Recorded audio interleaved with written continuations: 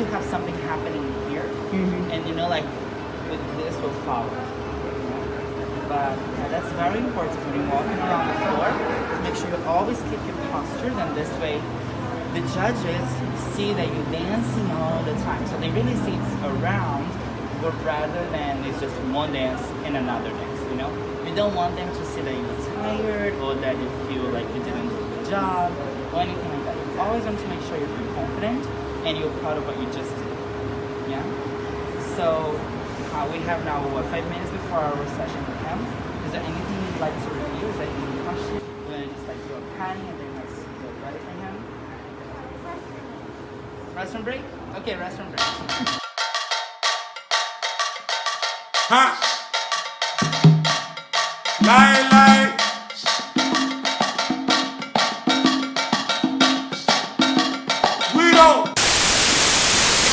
We are going to spectate at the SFOPEN Dancesport Championships. Well, at this time, different competitions around the world were coming back to be live. SFOPEN had a live competition, but they also had a virtual competition. So the virtual competition was going to take place after the live competition. So my mother and I decided to go to competitions outside of Arthur Murray, which I think when I initially started ballroom dancing is what my goal was to achieve, one of those competitions. I didn't know that Arthur Murray had their own competitions and that they only did their own competitions. There's a lot of drama behind that, a lot of, secrets in the industry. So basically, Arthur Murray is a private club, a franchise that has its own competitions, and from there, the leaders in those competitions can then go to Arthur Murray sanctioned, what they call sanctioned competitions around the world, but really the most prestigious ones. So that would be like Emerald Ball and Blackpool, which is the biggest, most prestigious ballroom event in the world. When I started competing, I really wanted to go to some of those competitions, which everyone else calls independent competitions. So SFOPEN is one of those. It is not considered Arthur Murray sanctioned.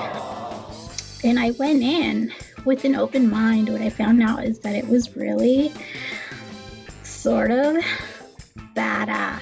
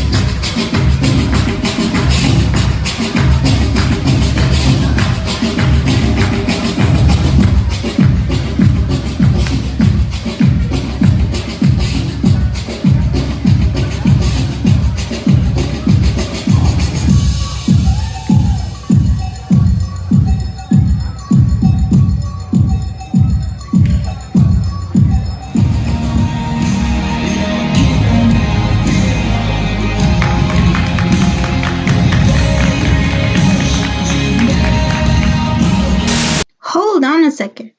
That's Drew Miller and Krista Humphrey.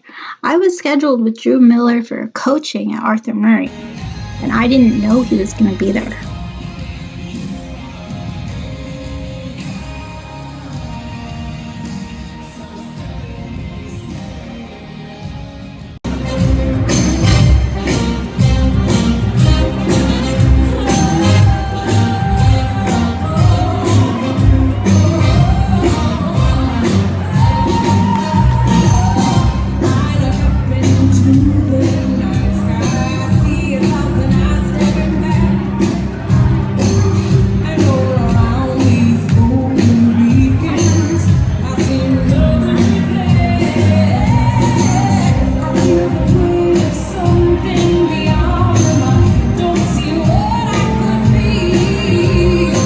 What I understood very quickly is that even the children under 10 years old were already better than me. And I had spent a year with Arthur Murray thinking to myself, for sure I could have been better in a year than the preteens. What have I been wasting my time doing? Well, I did a lot of showcases, I did a lot of performances that were not competitions, and I focused more on this World Salsa Summit on salsa mainly than any of the other dances. But when I found out that the SF Open was going to be virtual as well, I went ahead and signed up for it.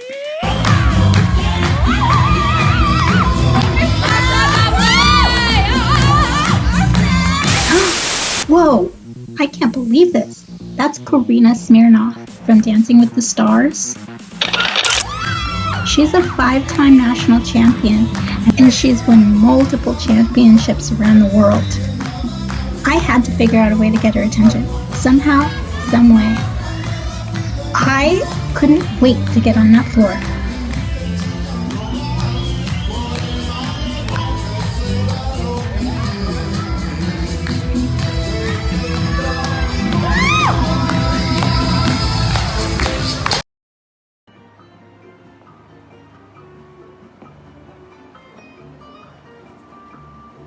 So I go back to see Wesley, and while we're dancing, all I can think about is what I saw at the SF Open. One of the things that he suggested was to take a coaching with Drew Miller, which was Arthur Murray's top smooth standard dancer at the time. I went into Arthur Murray. He did look at me and went like this. Like, I don't think that their dancers and coaches and judges are not really supposed to go outside of Arthur Murray to compete unless it's something big like Blackpool. But they do it sometimes. We see them there and almost never win. They almost never win.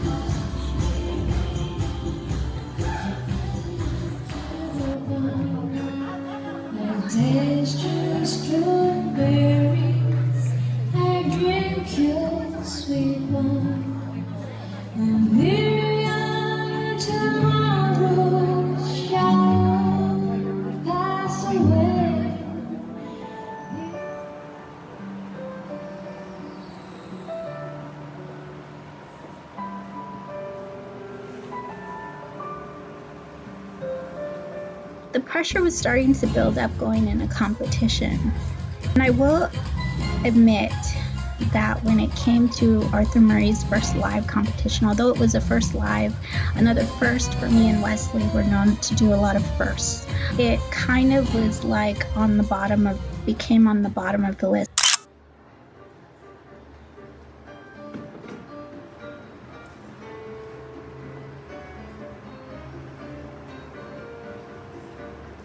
I looked up all of the virtual competitions that I could get into because they were cheaper.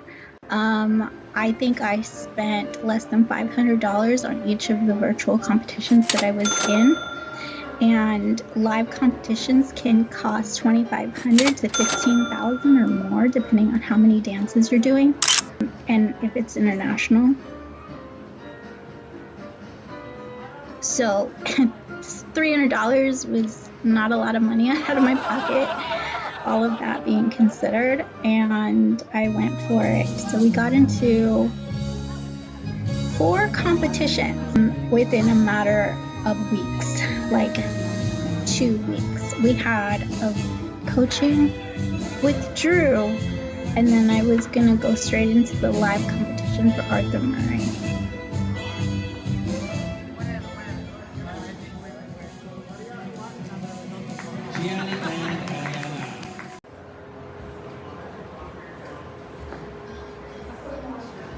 But for the live competition with Arthur Murray, we were just doing Club Latin. We weren't or club dances, club, nightclub, whatever you want to call it.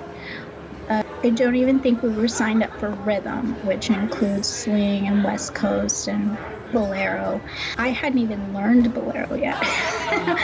And we were going to be going into the SFOPEN and signed up for rhythm, where I had to do bolero. So I was getting a little bit nervous, considering the fact that I had to learn in 3 weeks. What we've done in smooth, accumulated, like together, I would say would just have been maybe about less than 10 lessons in all of the dances for American Smooth. So what you see there is just a limited amount of time and practice and learning for it. And I don't know, I suppose I'm just really talented and I picked it up really quickly. So my coaching with Drew was gonna be it. I was listening more than I was talking, pretty much.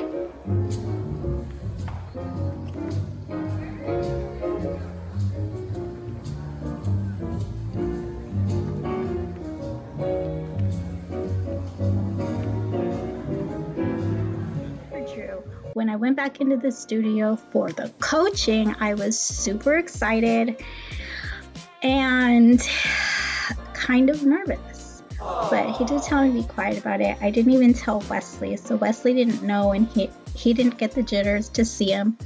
And I shouldn't say this, but I think Wesley had a little bit of crush on Drew back in the day. So there was some of that. But yeah.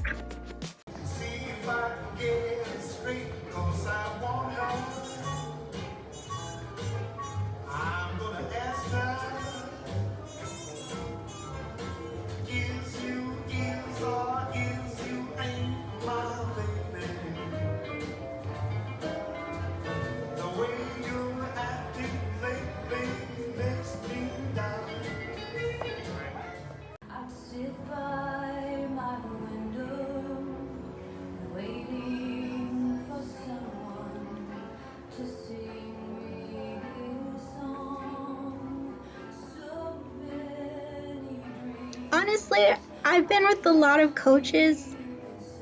I don't think there's a better male coach than there in Smooth and Standard than Drew within the Arthur Murray franchise. And I told Wesley before I started coaching to just sign me up with coaches that he knows I will that he knows I will do well with.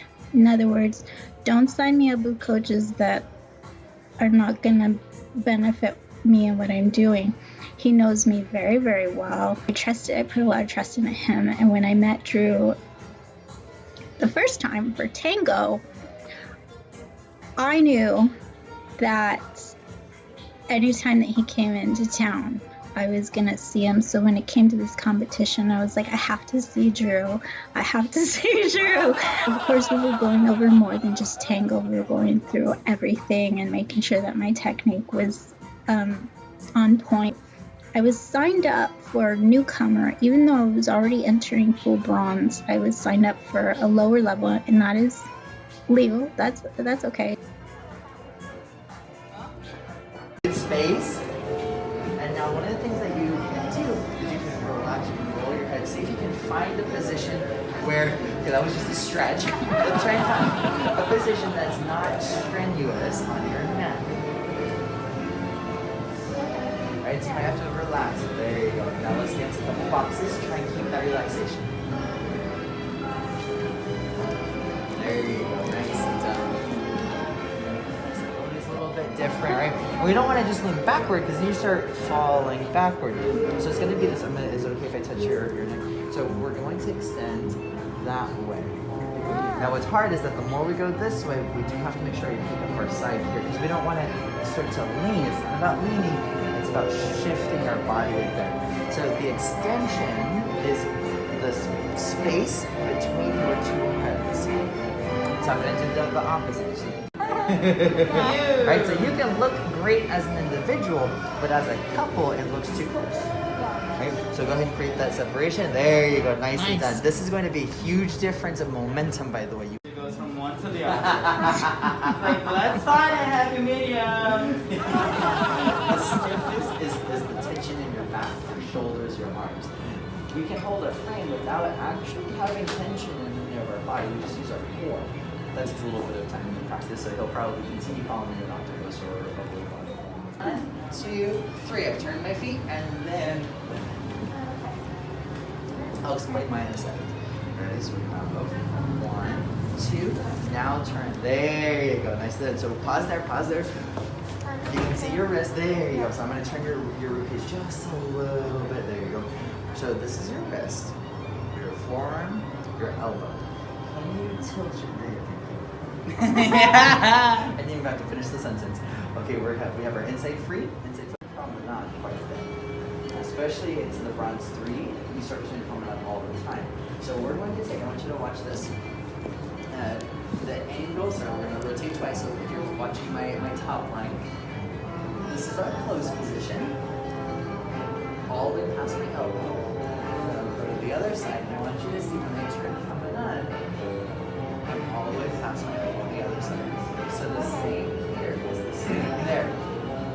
So we're going to show you a basic twinkle, and I would like for you to watch the transition between the follower's closed position and then how simple, it's not simple, but how simple it looks on the flip. It's definitely not simple. 1, 2, 3, and 1, 2, 3. So it goes from 1 to 1 to 1. Do you need to see it again, or can you do it? Or attempt it? Jump in. Rotate your head, but it's challenging because your head's in a different axis. So people tend to take it off the axis and then reset it, and then it looks a little bit wobbly. Versus it maintains on the axis and it's only rotating, and it's only rotating. No matter the angle, it's only rotating. Right, everyone? So your tendency is to go back further as you do the rainbow. Yep. So I'm going to hold your frame. Now forward without any turn. Now you may turn. There you go. Nicely done. Same thing with your left foot. Forward and then legato. Nice. That's such a clean base version of what we're going to do. Are you ready to spice it up? There's the position. Because tango, from now on, every level you're going to have some kind of a flare or fan, and they're going to get fancier and fancier. It would be nice if you had the option to do different styles. But they all start with the footwork, which was the heel leap. So the first style we're going to practice is we go forward in a very pronounced heel leap without any turn. So we don't want to, even if Wesley leads us early because he thinks we're not paying attention to him, we're still going to take a forward step directly forward. From there, the first one, the type that you're doing, is a legato, smooth swoop. Right? So we're going to do that version first. Forward without any turn, and then smooth legato, and then forward, smooth legato. all set up the same, which is my forward step. From here, you can either speed it up, or you can throw your foot directly right in the butt, and then fast, and then back, and then pull it down. Your choice if you want to flare and kick them. All right, directly forward though. Directly forward and step. There you go, and then directly forward, and then step. That's it, and then quick, slow. One more time, because that feels different. And then directly forward, and then step. Directly forward and step. Yes, good job.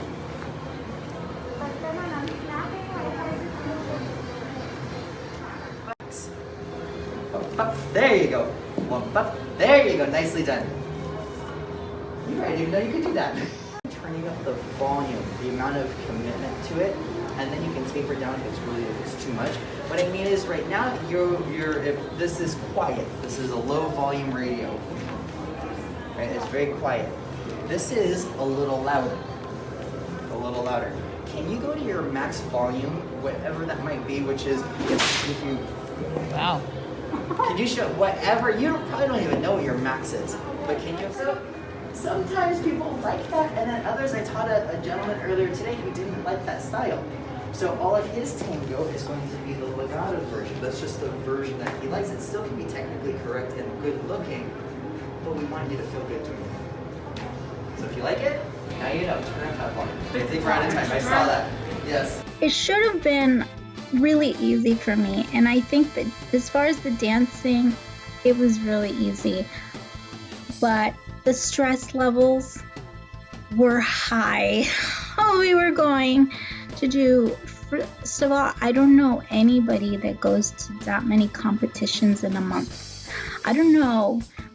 I do understand that you can perform for days in a row, weeks at a time, months at a time, one after the other. Performing is one thing, but competing is a whole nother thing. I think that people, when I first started out, it was like, oh, I'll just treat it like a performance and, just be out there to have fun, because that's the Arthur Murray way. When I went to the SF Open, I realized people are having fun, but what they're having fun with is the competition, taking it very seriously and understanding how much practice, how many coachings and all of the stuff that they had to do to get that good at that age. I just understood the assignment. I had to pick up a lot quicker. I wanted to be one of the best. At the time, I didn't know that Arthur Murray doesn't really win those competitions, but I could tell. I could really, really tell. So it was time to step it up. If I was going to represent, I wanted to go in there with all that I had, I was just doing closed the figures.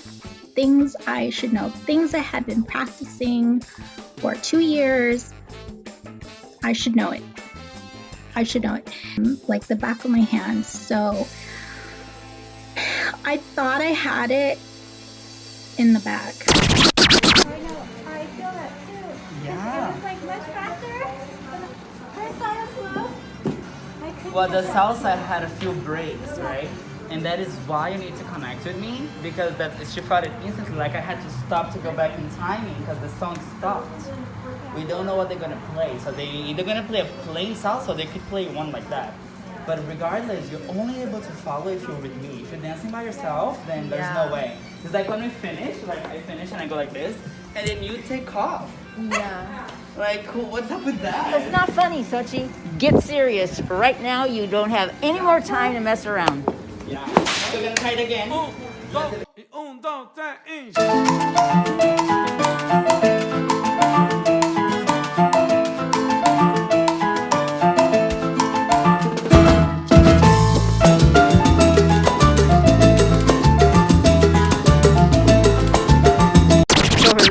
Xochitl, you can't be looking at the floor. Yeah. What? I've been telling her that for weeks. Stop looking at the floor. Yeah, we all have. So see, she noticed it right away, Xochitl. It's a thing. Fix it. Okay, so this time she's gonna play different music, so we don't not get used